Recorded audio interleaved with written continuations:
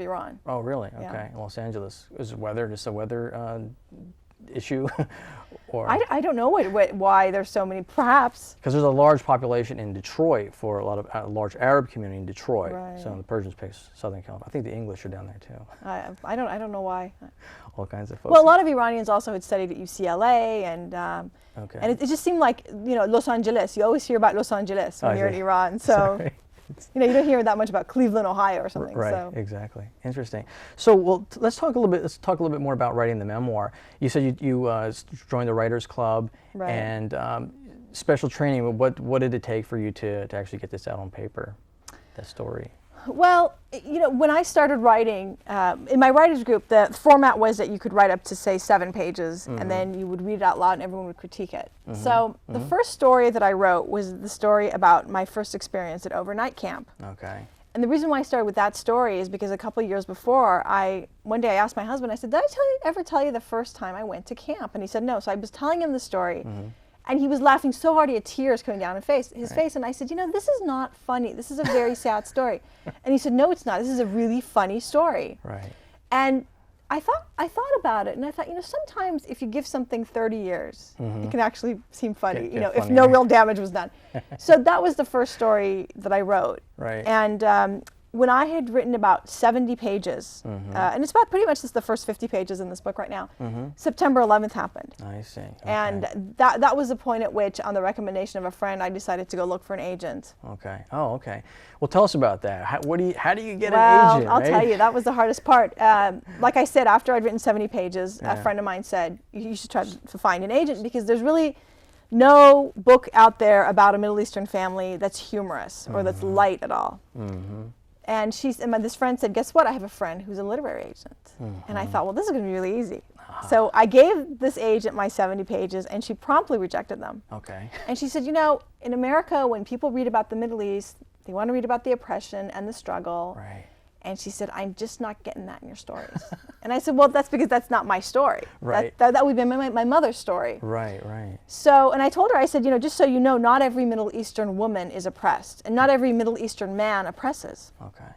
So her reason for rejecting me really bothered me. I think if she had just said, you know, you're not a good writer, Yeah. I would have just quit. Right. So then I gave my 70 pages to another agent, and he also rejected them. And then a friend of mine sent them to this really big agent in New York who represents all these famous writers. And being the optimist that I am, I told my husband, I said, you know, I think I know why the first 2 rejected me, because I was meant to have the really big agent in New York. So the big agent also rejected me. And then I made 15 copies of my 70 pages, and I just always had a copy with me. Everywhere that I went, I thought, well, yeah, I might meet someone in publishing. I actually never did. But I just lowered my standards, and I just sort of hand them out to people, hoping they might know someone. And then, and the good thing that came from that was that I was asked to read some of them on KLW, which is a local NPR affiliate in the Bay Area. Right. And that was really fun to do, but no agent. And then there was a mom at my children's school, and she said to me one day, she said, you know, I've heard you've written some really funny stories. Can I read them? So I eventually gave her a copy, and the next day she said, wow, you know, I was reading them in bed, and I was laughing so hard that I woke up my husband. And she said, I just sent them to my cousin who lives in LA. Yeah. So I said, is your cousin an agent? And she said, no. So anyways, 2 months goes by, and I hadn't heard anything from anyone. And I had stopped writing at this point because, you know, how many rejections can a person take? Right, right. So one day I went to my ATM in downtown Palo Alto to get money, to go get some sushi, actually. And in the slot where the money comes out, there was a stack of 20s. So I go into the bank. It was $300. You found $300? I found $300. So I go into the bank, and there's this really long line because it was like 12 o'clock on a Friday. Yeah. So I went to one of the tellers out of line. I said, I need to see a manager. And she said, well, we're really busy right now, so you have to come back. And I said, well, I just found some money outside your bank. So she said, hold on. So the manager was there like 5 seconds later. And so I hand in the $300. They take down my name and number. And then I went and got my $20, got my sushi. And then I went home, and there was a message on my answering machine from an agent. Really? So it turns out... Was that good karma, or what? That's was what that? I say. So then, and so this agent said, it was the mom at my kid's school had given to her cousin, who finally read the stories, and then she passed them on to her friend, who was an agent. And then the next day I got a call from the bank manager, and she said that at the end of the previous day, a gentleman walked in the bank and said, you're not going to believe this, but I withdrew $300 and I forgot the money at the ATM. Uh-huh. And the manager said, "You're not going to believe this, but somebody turned it in." So she said, "Can you come back? Because he left you a note." So I go back, and of course this time I have an agent, so it all feels different to me. Right. So I go into the bank and I picked up this man's letter, and it was obviously an elderly man because he had very trembly writing, and he gave me $50. Uh-huh. And he said, "You could either donate this to your favorite charity or buy yourself a gift." So I went and had sushi. You went and had sushi. So I tell all struggling writers, I say, if you find any money, turn it in. Right. That was because it could. That was Because it could lead to that could an be it. agent. I see. And then, what is it like working with an editor now? I mean, what's the process? You know, every relationship is different. But for me, my writing style is such that I don't. By the time I'm done with a story, it's done. It needs very little editing. Yeah. So in my case, my editor didn't have a lot of editing to do. But one thing he did do that was very helpful to me is he kept reminding me that this is a book for everyone. And so it was as if he was sort of a lighthouse in the distance. Right. And so I did write it for all ages, and people have said to me, it's interesting that it's really a G-rated or perhaps PG-rated book, but that it's very funny, and it is for adults. I don't want listeners to think that it's a children's book, because it's not meant to be a children's book at all. No, that's true. No, but yeah. But it's definitely a family book. It reminds me of My Big Fat Greek Wedding. Are you getting those comparisons? If I had $1 for every time I have heard that. Right. Well, that's a great comparison, though. That was a very successful movie. Are you making a movie? Are you going to? It's actually being negotiated right now, Is so it right? we'll see. So that's confidential. Okay, terrific. Well, it is funny. I'm reading, and I'm laughing all the time when I'm going through some of the stuff here. Especially at your mishap at camp. I'm sorry, but it was funny. But would you actually like to read? Is there a favorite passage of yours that you have that you might want to give the listeners here?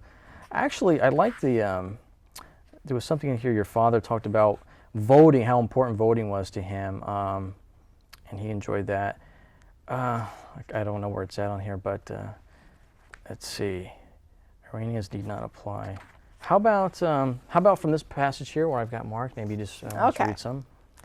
All right. Well, let me just give a little background here. So this is after the revolution. Okay. When my father lost his job. After he'd worked for 33 years with a company, and so for my father to be treated like a second-class citizen truly stung. If there were ever a poster child for immigration, it would be Kazem, which is my father's name. Perhaps nothing speaks louder than his obsession with voting. When I became an American citizen in college, my father called to ask whether I was planning to vote in the upcoming election. "If I have time," I answered. My father then told me that perhaps I did not deserve to be a citizen. Any immigrant who comes to this country and becomes a citizen and doesn't vote according to him should just go back. "What about American citizens who are born here and don't vote?" I asked, egging him on. "They need to be sent for 6 months to a non-democratic country. Then they'll vote," he replied. I told my father that his Ship 'em Abroad program didn't sound too democratic to me, that perhaps included in the freedoms in this country is the freedom to be apathetic. He hung up on me. I voted. But that wasn't the end of it. After every election, my father called me to ask whom I had voted for. After several such phone calls, we realized that our votes simply negate each other. We stand on opposite sides of all issues. I have since learned not to share any information with my father, instead reminding him that the voting process is confidential, which explains why there are booths instead of, say, people just raising their hands in a public voting hall, so that someone like my father can tell them they're wrong. "Well," he always huffs, "you always vote for the wrong people anyway. Thank God for your mother." That's great.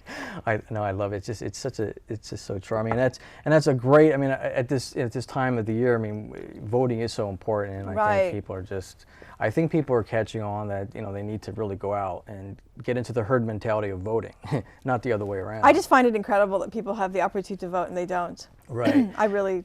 In Iran, do you get a chance to vote over there? No, and in fact, people go and have demonstrations in the streets because they want to have democracy, and then they get beaten up and end up in jail. So I'm actually a spokesperson for an organization called Bay Voter, which is Bay Area Iranian Voter. Okay. And we simply go out and we tell Iranians, please register and vote. We're nonpartisan. We don't tell them whom they should vote for. Right.